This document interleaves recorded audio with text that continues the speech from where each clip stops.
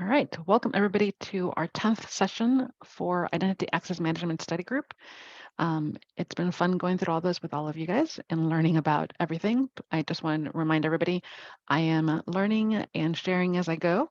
This is not a class, so if you see any questions or you have any comments when you see something is not quite right, I greatly appreciate you interrupting and clarifying if I have something incorrect. That has happened in the past, and I really appreciate the knowledge that you share. After we're done, we'll post the video, the slides, and the quiz on our YouTube channel and on the meeting planner. So you can go back there and access them as you need to. And like I said, anytime you want to, just interrupt me and then we'll go through it. So today we're talking about a few OAuth flows.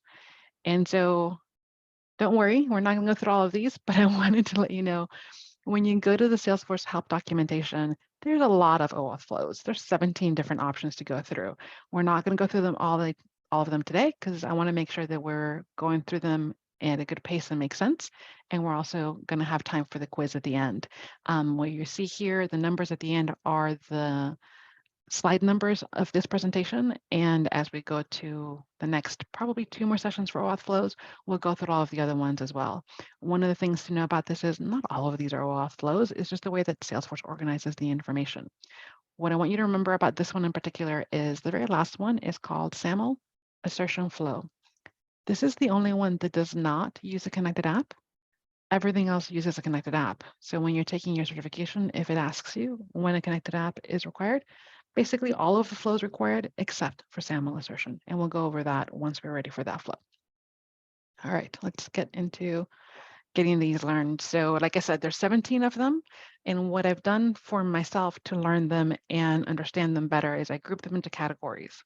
And as we go through it, because I was able to take the certification and pass it last week, I can tell you how deep you want to learn about these and what really matters, right? I'm not going to give you the questions for the exam. That's not the purpose of what we're doing this, but I will give you and guide you into some things you need to make sure you understand. So when you see a question, you're able to answer it. And of course, as you know, the questions change for the exam. So my experience may not match the questions that you saw. Yes, thank you. It was great to pass it. And so that also gave me systems architect. So I'm very excited about that. So let's start talking about the first one. So our focus is going to be OAuth 2.0 authorization code grant type. This is probably the one that's the most important that you have to make sure you understand. Then we'll also look at implicit grant type and then a little bit different grouping here, but we're going to look at Internet of Things devices. So let's talk with the authorization code grant type. So first off, we talked about this, I think, 2 sessions ago. You must know this flow. You need to know the sequence that it goes in, what comes first.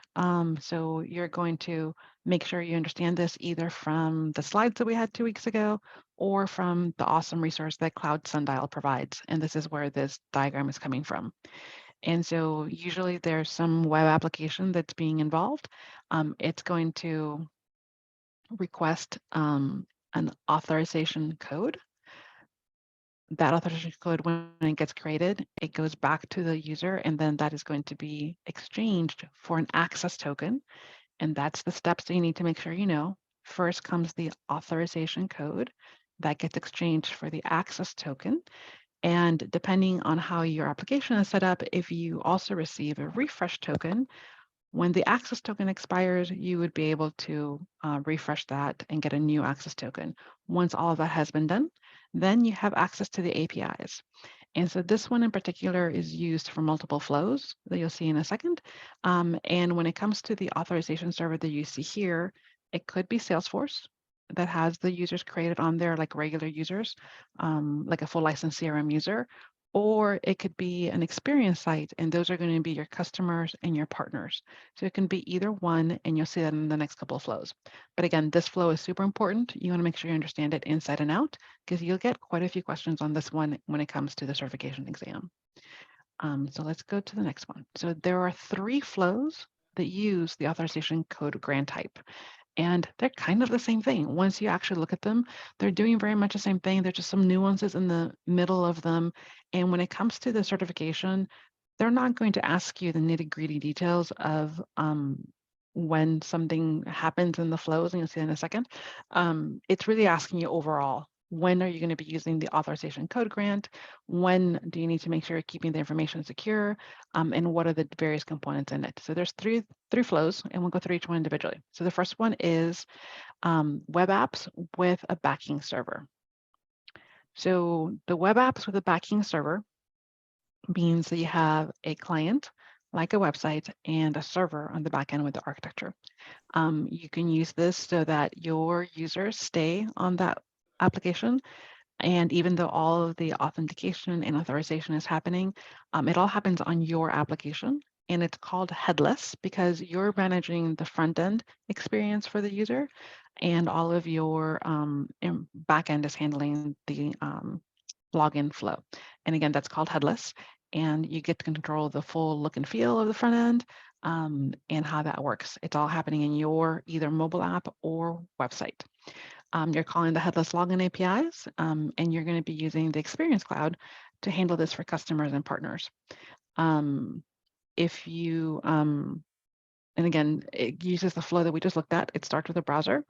It does an authorization code request. It exchanges that for the access token, and once that's been done, then your application has access to the resources it requested. Important attributes, as I mentioned, it's using the authorization code grant type. There's an end user that's involved here. They have to consent to the resources that you're requesting.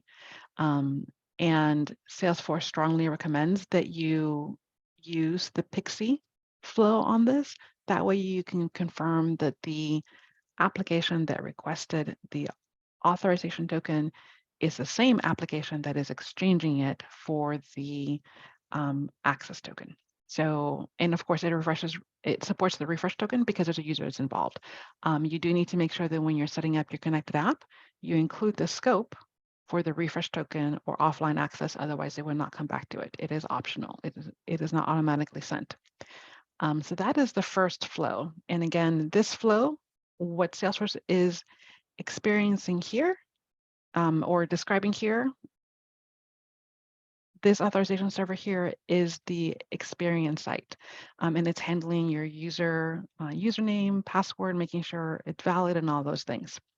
The connected app, you're going to create your connected app when you create your web application. You're going to be putting in what endpoints are going to be are being used to access Salesforce, and you're going to define the scopes that are included. So are you using the full API? Are you doing a refresh token? Are you using the data and a couple of the other scopes? So your connected app is what has all of the details of how your web application is able to use the resources from Salesforce. And I'm going to open up one of my dev orgs so that I can show you what that means, because I know it's a whole lot easier when you see it on the screen.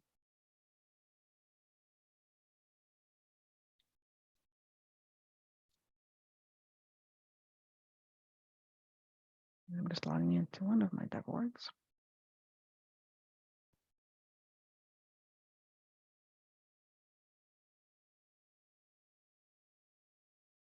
It's thinking about it.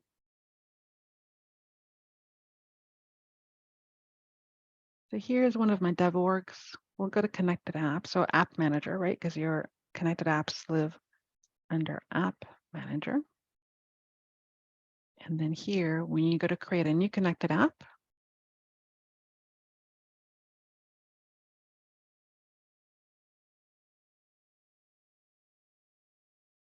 you need to enable the OAuth settings because this is what's going to allow you to set what's coming back. This is going to be the URL of your application, right? Because you need to make sure that things are connected. Right now, we're going to skip anything that doesn't apply, but here's your scopes. So here's where you would go through and you would say, I'm going to be using, if you choose full, it gives access to everything except the refresh token. So you would still need to include that. And so here is your refresh token offline access. But if we don't want to give full access and we just want to give access to the APIs, I'm going to remove full access. And then this way, they only have access to the APIs and they're going to receive the refresh token. This is what connects your web application and gives them the right resources to access. Your users are not going to know what any of that means. They're just going to be asked, do you want to give access to your data? And they'll say yes when they're approving the OAuth scopes. All right. Creating this connected app, is it on the resource server? Where are we creating it? So you are creating it on Salesforce, and Salesforce is your resource server. Okay. And your experience site is your authentication server. Okay. All right. So it's on resource server. Basically, that's where the connected app would be. Thank you. Yes. Yep. Your connected app, basically for all of these scenarios, Salesforce is your resource server. Thank you. So experience side becomes your client, is it here? No, let's go back to the flow. So let's go over here. Oops. So your website is going to be displayed on the browser, but it's going to have, let's say it's a Heroku app and you installed it there. The code that lives on Heroku is your client server. Your experience site is your authorization server, and Salesforce is your resource server. So, okay, thanks, Marley. Yep. Yep, of course. And so everything that we just learned here about this is such a long name, right? Authorization code with credentials flow for web apps and backend server. There's another flow called flow for single page apps. It's the same thing. So everything that you just learned about the other one, it's the same flow. It's going from the browser to the client to the experience site and to Salesforce to get all the resources. It's following the exact same thing. It's just a different name. And the only difference is it's going to be a single page app. And I'm not really sure why Salesforce made this distinction. When you look at the details of the help documentation, there's a small portion in the middle of the flow where it works a little bit differently, but when it comes to the certification, you don't need to know that level of detail. If you were implementing it because you're a developer and you're building it, you need to know the level of detail. But as an architect, you just know that your application is going to be requesting the authorization code, exchanging it for the access token, and you have either Salesforce or the experience site being the authentication server, and Salesforce is your resource server. So it's very much the same thing. And that's why I group them together, because that way you really just have to learn it one time.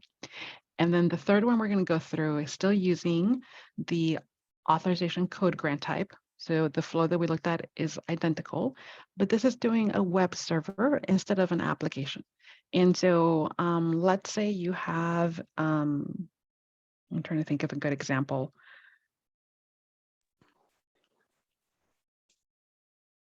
Marketing Cloud, right? When you connect via through another, you use this secret client ID. I love that. That's a great example because the backend of Marketing Cloud is connecting to your data in Salesforce, and that's exactly correct. So that's server to server, and there's no user that's involved saying yes, right? You're allowed to do this, and so that is a server to server. But in that instance, you're still using the authorization code. It's still a great idea to include the Pixie, and the first time that you do this, there's an end user that's involved, but beyond that, because it has the refresh token, it's never required ever again. And so the initial, let me see if I have it here.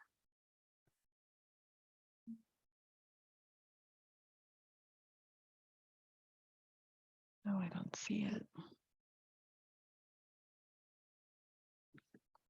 Let's create it all the way and let's see if I see the option. So here's my connected app that I was playing with earlier. And so let's see.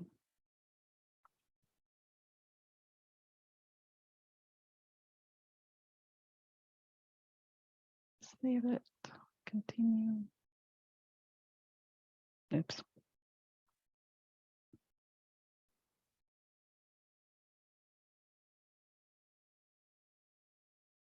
This would, of course, be your application, not a fake one. But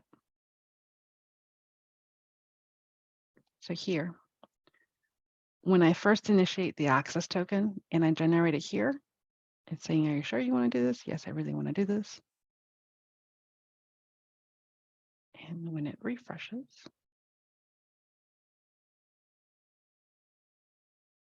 now, oops, cancel. I want to reveal it. Now I have this initial access token that I would give to the server.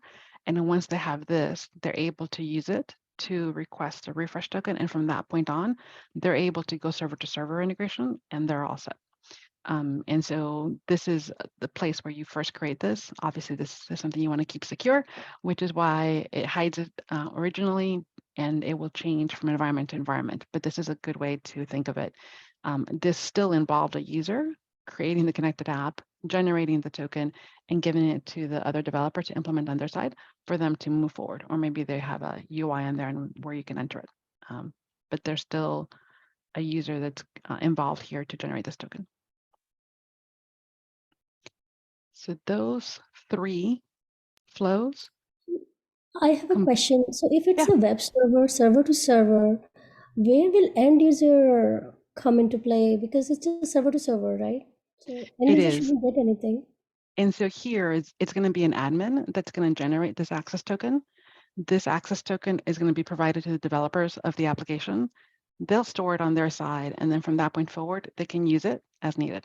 Right. So basically, because an admin is involved, that's why there's still a user that's involved in it. I guess it's not an end user, to your point, but there's still a human being that's involved in connecting these two servers before they can move forward. There is a way to do this server to server without a human being involved, but that is a different flow. I see. And this access token, the admin will put on the client side, correct? If your application allows you to enter that on the client side with the UI, yes, most of the time you would give it to probably like a Java or .NET developer, and then they would put it into their sensitive information storage. Cool. Usually it's, some application that where they're storing it, where they can put it into instead of putting into their code. Ah, okay, got it. Mm-hmm. Yeah, and next week we'll talk about the other flows that don't require this kind of exchange. And those are true server to server integrations, but these still require a human being to be involved in the middle. So for that initial one. So those three are all together, right? They're all using the authorization code grant type, and they are all using the same flow of going back and forth to exchange the information. Right, let's go to the next one. So now we're going to do an easy one, implicit grant type. So this one is pretty straightforward. It's more, I don't want to say original, but it's the way that things were done before some of the other grant types were enabled. And it's not very secure. So you only want to do this if you have very strong trust between all of the parties involved, because you are providing the information in a way that it can be hijacked by another application and it can be reused, right? So you want to make sure that this is highly trusted. And so let's go to, and this goes from the browser. They provide their credentials. They go through the authorization server. They're providing information, and then they're getting the access token. This one is not using the authorization code. It does not support Pixie. It's not using anything else. You can see it's very simple and very direct. What ends up happening is the client ends up seeing too much private information, and that's why this is not secure. Even though it's been authenticated, you're still providing too much information. And then once it's done, then the resource server has access to it. This one does allow the refresh token to be given as part of that. And so this, again, if you have the client application that knows the username and password of the user and they have a refresh token, they can do a lot with that information elsewhere. So you want to try to avoid this one. But what's important about it is it's usually used for a desktop or mobile application, and it can be either an external or embedded browser. Normally applications that use JavaScript, and that's the other reason that this is not very secure, because JavaScript can be accessing those tokens and potentially they can be hijacked. The authorization code is not used. It does issue the access token directly, and it provides lower security. If you include that refresh token offline access scope in your connected app, then it's going to return the refresh token. If you don't do that, it does not provide that. This one's very straightforward. I don't remember any questions on this one on the certification, but you do need to be aware of it. A lot of users, a lot of systems still use it. It's just not ideal. So now let's go to our third grouping that I have for today. Devices, right? So we've talked a lot about devices. I think in the last session I shared, I did not want to put in my username and password when I was traveling because it actually wanted me to put in my actual username and my password. It's a TV that I don't own. I highly doubt they're going to steal it, but I still didn't want to do it, mostly for convenience. The remote was not working very well, and it would have been really annoying to put in my password in there. A different application, let me just do a mobile authorization. So I was able to just scan the QR code, go to it in my mobile app, get authorized and authenticated there, and then the TV worked as I expected. So that was really nice. So that's devices that don't have that have limited input. Maybe it's your toothbrush, because I can connect my toothbrush to my mobile phone, which I still think is funny, because that way I can tell me if I'm brushing my teeth, right? Or the second way to do this is if you do have a device that you want to register as a secured connected device that you want to associate with somebody's record on Salesforce, like their account or the contact, that's when you use the asset token. And these are very closely related, which is why they are together. So let's look at first the device flow. So as I was describing for a TV, there's a device, there's usually a human being involved in some sort of either mobile application or website that needs to be used.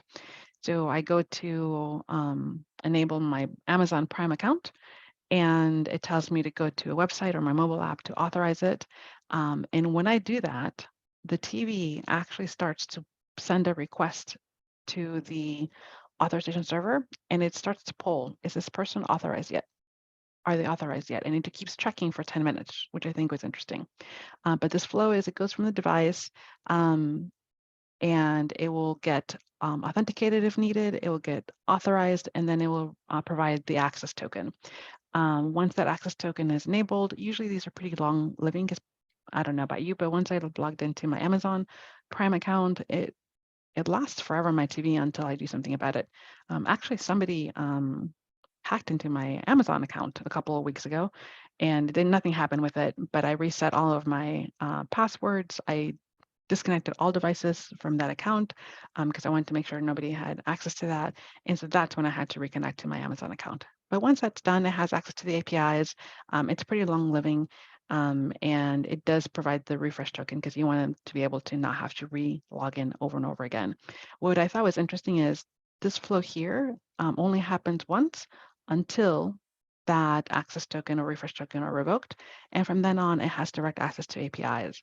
Another example would be if you have a smart, like a Fitbit. So it's not an Apple Watch, but it's a smart watch that still tracks your information. When you connect that device to your mobile app, it's sending data to your phone, and then that's sending into this server, right? Let's assume that they're using Salesforce. All it's doing then beyond that initial authentication is sending data. So once a device has been authorized, it continues to be able to use the APIs and send data. So you definitely want to make sure you understand the device flow. There are questions about this on the certification about when to use a device flow and when to use a different type of flow. The device code is a little bit close to the authorization code, right? But the device code is exchanged for an access token. So that's still kind of the same thing. So again, this is used for things like TVs, appliances, Internet of Things. I think it's funny because now refrigerators might have a big screen, so it might actually have a pretty sophisticated input screen that you don't need a mobile device anymore, but it's still there. The users are involved because they have to authenticate and authorize the information that you're putting there. It's going to be using some sort of UI, usually either a website or mobile device. Most things don't have screens on them. And then they use the APIs to provide the data stream to Salesforce. Like I said, it requires a browser of some sort. It requires human interaction to enter some sort of verification code or something, just to that way you can connect all the things together. And that device that I talked about earlier is going to continue to pull the resource server for the token endpoint for 10 minutes. Beyond 10 minutes, it just stops trying. And so that is the device flow. Any questions on that one before we go to the asset flow? All right, let's go to the asset flow. So the asset flow is also based on the devices. And again, I love Sundial's flows. So the way that I think of this, and this is the way that I learned it, the asset flow builds on the device flow. So there's something out there that I want to register, connect, get the data, but I want to go a step further. I want to have this device connected to an account or a contact because maybe I'm providing some sort of warranty service for that device. And if that device breaks, I want to be able to create a case in Salesforce and then provide automated servicing. So that would be a great example of when you use an asset token flow instead of a device flow. And you do want to make sure you have a very clear understanding of these two flows for the certification. If you think about it, Salesforce wants you to prove that you know how you create a case when a company has an issue with their device and provide the best kind of service. And yes, their tokens and codes are different. Usually you end up exchanging them, and I'm sorry if I use them interchangeably when I'm talking about it.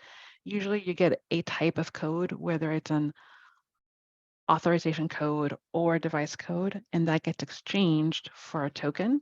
Usually it's an access token, but there is also an asset token that comes into play here. So they are different.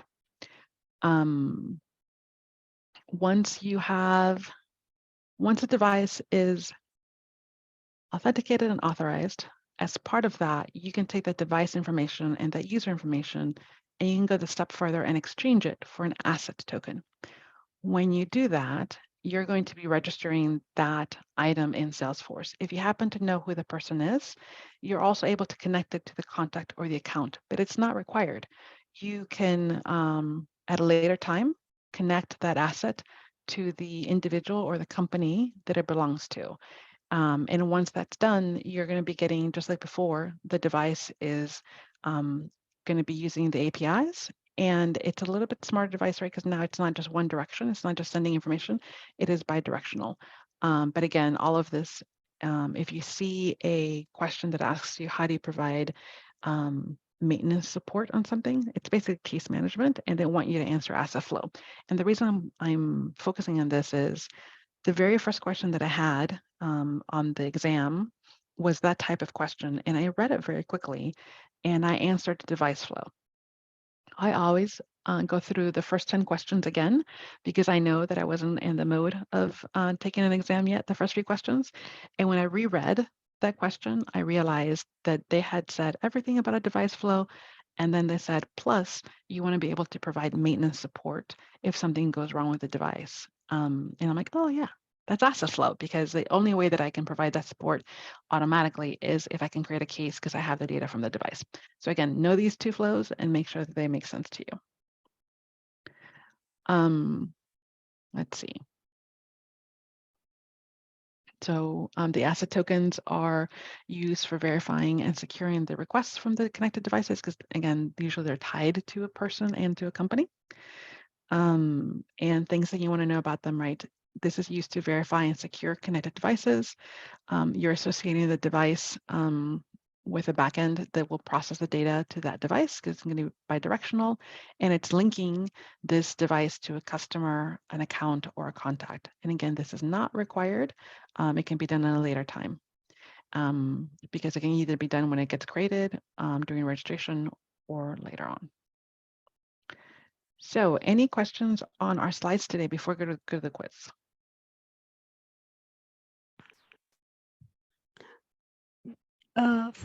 To create a contact or an account, so what is that is required in Salesforce as an input?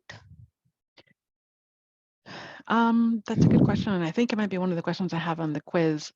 There is, depending on so one of the things that happens, let me go back here on the asset token. So let me see, the access token, the actor token, and the asset token are all JWT tokens, and so they're based on JSON web tokens, and those can include, if you have the asset ID from your device, and that ID matches the Salesforce ID, that's very straightforward. You're able to connect those. If you have I want to say the name of the contact or the name of the account, it will do a search for you and associate that. A lot like when you create a case from web to case, if you have the email address, it goes and it does a search for you and associates them. It's doing something very similar, but you pass that information on the actor token.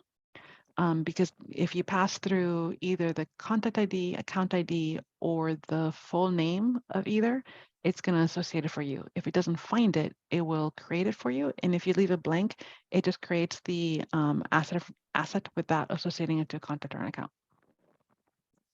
Thanks, Mhm. Marlene. You're Thanks. welcome. All right, let's go to our quiz if you guys are ready. I think I have 9 questions today, and if we don't get to finish them, I will make the quiz public right after we're done, and then you can finish them when you can. There we go.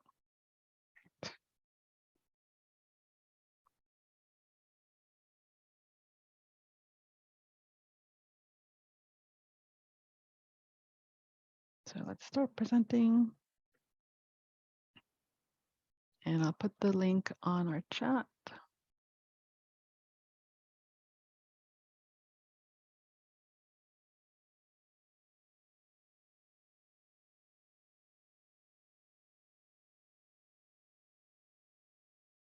And just like usual, we'll have a link on the page. And if you're not sure what the answer is, you're welcome to go there, but I encourage you to wait until we've seen what the right answers are to see what they are. And I have not looked at these questions in ages. So I'm going to take the quiz with you guys and we'll see how we all do.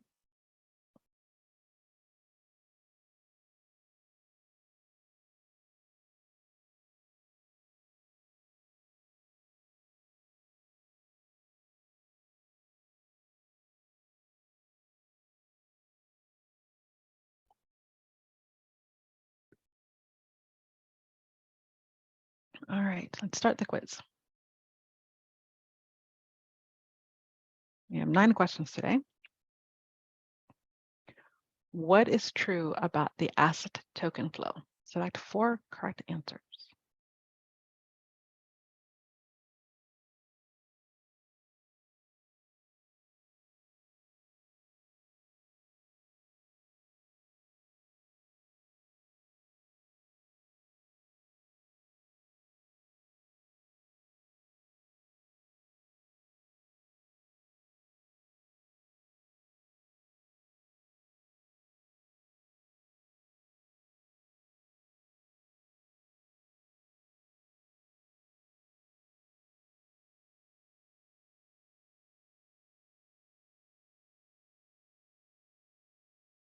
Fifteen seconds.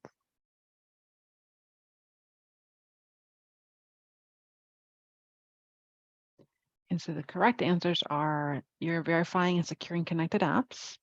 You're associating the device to a backend service that processes the data. You're linking the device to a customer account or contact. And optionally, you can link it to an asset or create a new asset. You do not generate multiple asset tokens. So that's why this one is wrong. And upon creation.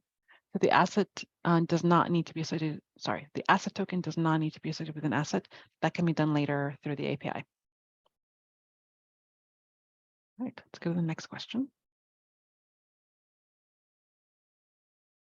Question 2.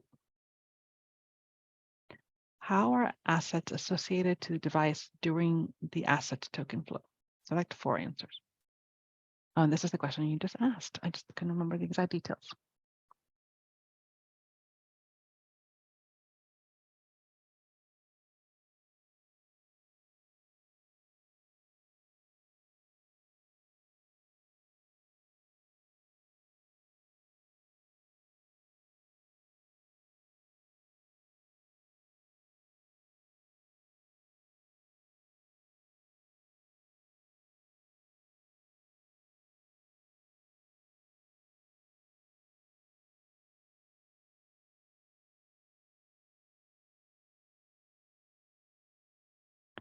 And so the JWT token is a JSON web token, and that is going to be the asset JWT token that includes those details.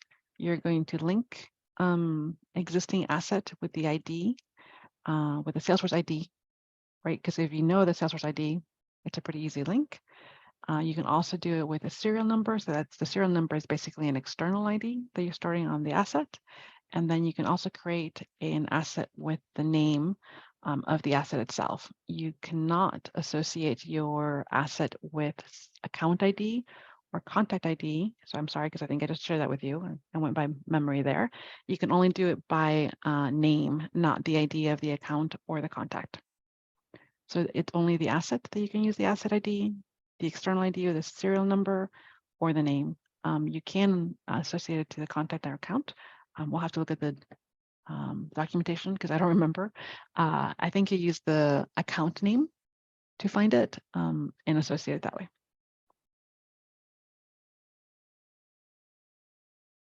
Question 3.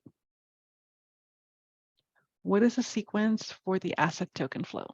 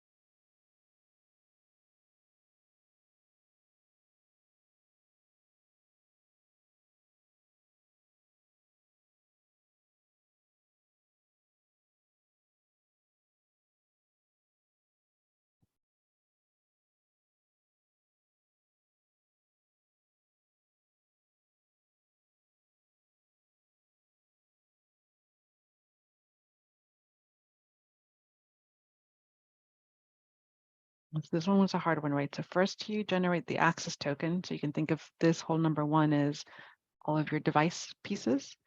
That's going to create an actor token, then the asset token, and then there's an asset token event. And the last thing that happens is you grant access to the service. So all of the tokens get created before you get access. But this is the device, and then you have actor, asset, and then asset token event. Question number 4. What is true about the web server flow for web app integration? Select 4 answers.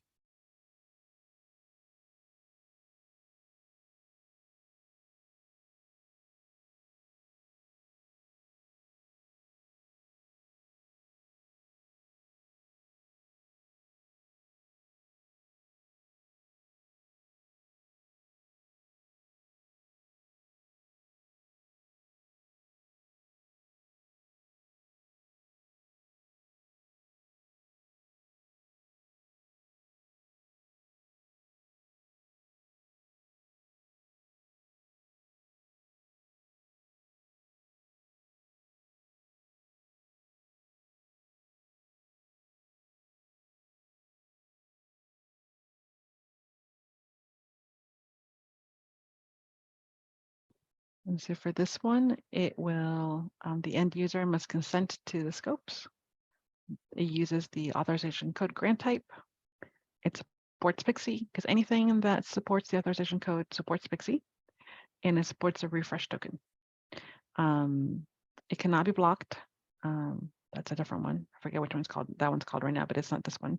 It does not require a client secret because of the way that it's providing the information, and it does not. It does.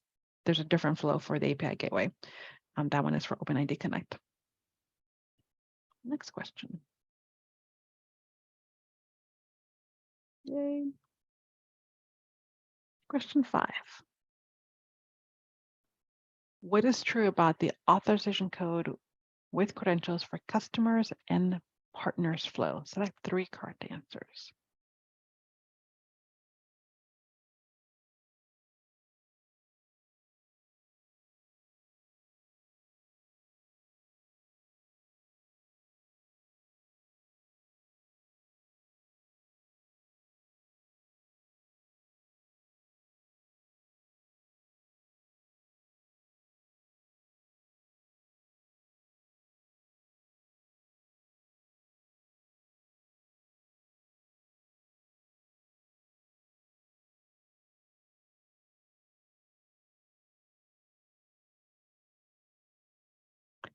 And so it provides headless login, right? Because that way your application can do everything in it and the user doesn't have to leave it. The tricky one here is it doesn't require Pixie. Like Pixie is available. So the trick here is requires, but again, it's available. It does use authorization code. Sorry, authorization code is not auto-enabled in orgs. Actually, this is one of the ones that you can block. And so you can set up your connected app. You can have everything thinking you're working, but it's not working. You need to make sure you go into your OAuth settings to enable the authorization code flow, because otherwise none of these flows will work. It's turned off by default.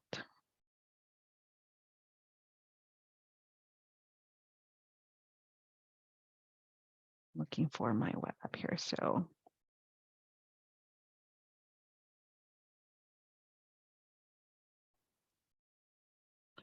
So OAuth and OpenID Connect settings is where you manage that. And here you can see I have not done much with this org, but authorization code and credential flows is off by default. You can turn it on whenever you need to, but Salesforce actually discourages. So those 3 flows that we looked at today, they would not function until you turn this on. And then it will tell you the same thing. If you turn it off, it'll break things. So that's where that lives. Next question. What is the sequence for the device flow? I'll put this in order.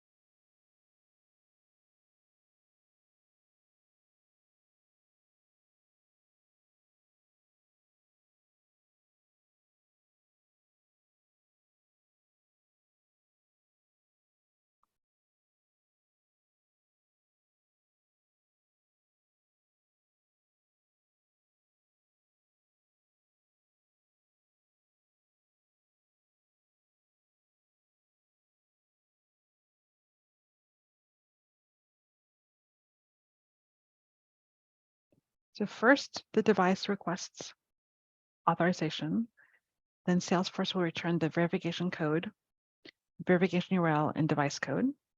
Once that happens, the device pool will start to pull the token endpoint. Then the user authenticates and authorizes the verification information sent. Salesforce will grant the access token, assuming all of that is correct, and then the device will have access to the Salesforce data. And so I got 2 and 3 backwards.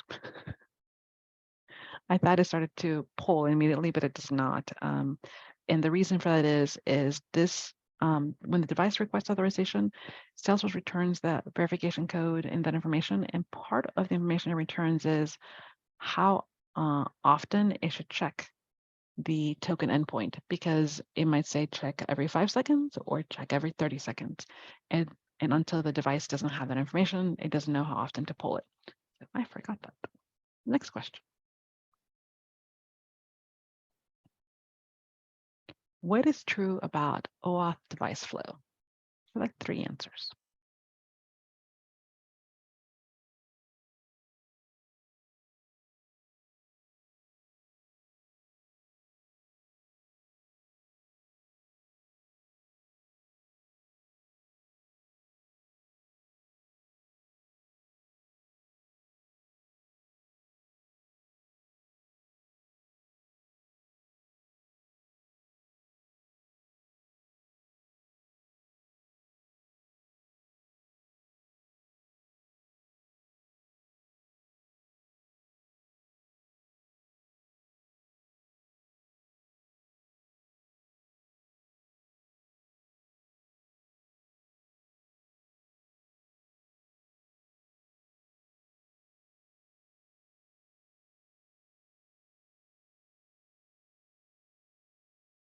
So it requires a browser from a mobile or desktop for inputs.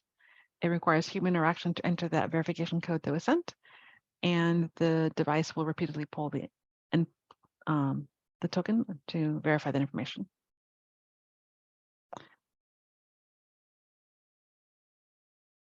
I'm trying to remember why this one is wrong, so I will look at the documentation and confirm the question's correct. The answers are correct. It was 3, not 4, because I do recall the device does provide a stream of data. So I will figure out why this one is not here. It's selected as true. Question 8. What role does the Experience Cloud site fulfill in the OAuth code and credentials flow for customers and partners? Select one answer.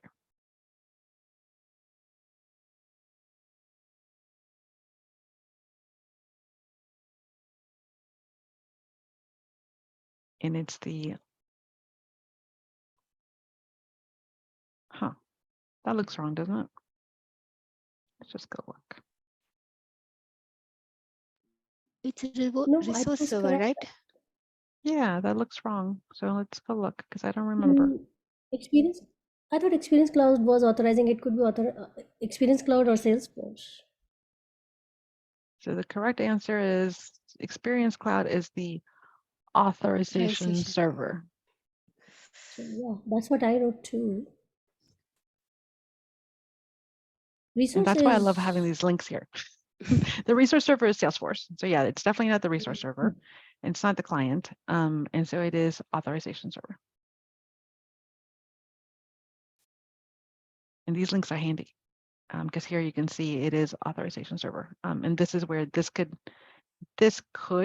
be Salesforce. But when you're talking about customers and partners, it's going to be Experience Cloud being the authorization server. I remember you telling this. Yeah. Mm-hmm. Yeah, we discussed, yes. All right, our last question for today is what is true about the implicit grant? Select 4 options. Let's see.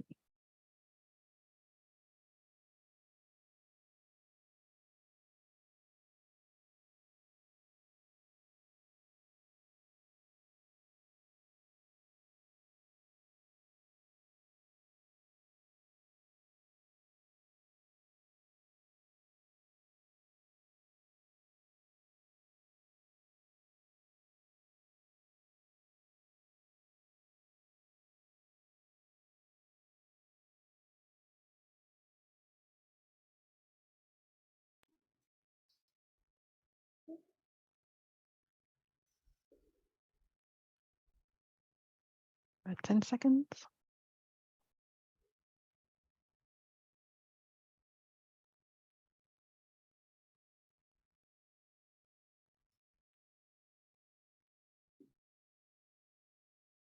So authorization code is not used. The access token is issued directly. That's correct. It provides lower security, and the authorization server does not authenticate the resource owner. Because there is no authorization code that's used here. That's why this one is incorrect.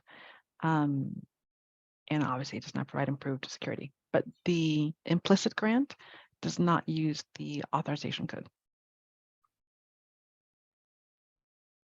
All right. Rank this quiz.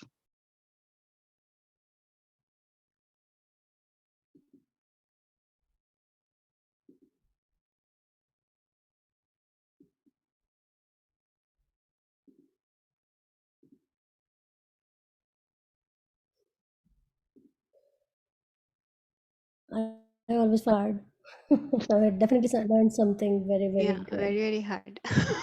I thought it was But I hard and thought I wrote quiz the was questions. I thought quiz was hard. And It's so, like we listened to you. It was so fresh and still amazing. so let's see how we did.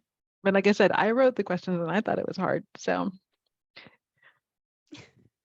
I'm 0 this time. Sanchita, great job. And so I will publish the quiz, and it's definitely one that you want to be familiar with. And again, without sharing the questions with you, I do want to make sure when you're ready for your certification, you want to understand the authorization code flow, when it's used, and you want to understand the device flow versus the assets flow and when it's used. Like those things are really important. If you don't know them, you'll miss like 6 questions. Yeah, I'm planning to take it next month. I better because I will forget otherwise whatever I've learned. There's so many details, right? And so I'm gonna stop recording right now. I will publish the video, the